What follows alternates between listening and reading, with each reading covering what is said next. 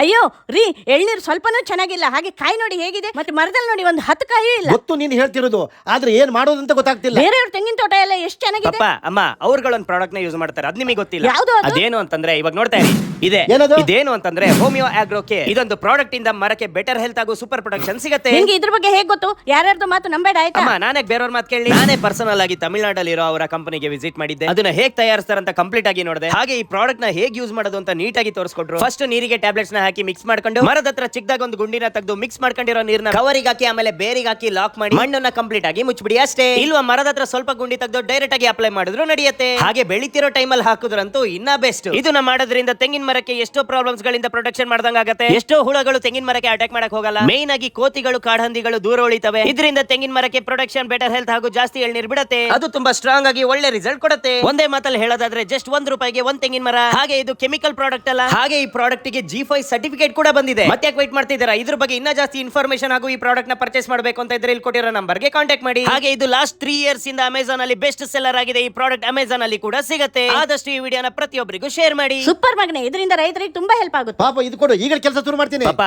ವರ್ಷಾನ್ಗಟ್ಲೆಯಿಂದ ನೀವು ಕಷ್ಟಪಟ್ಟು ಕೆಲಸ ಮಾಡಿದೀರಾ. ಇನ್ಮೇಲೆ ನಿಮ್ ಕೆಲಸ ನಾನ್ ಮಾಡ್ತೀನಿ, ನೀವು ಹೋಗಿ ರೆಸ್ಟ್ ಮಾಡಿ.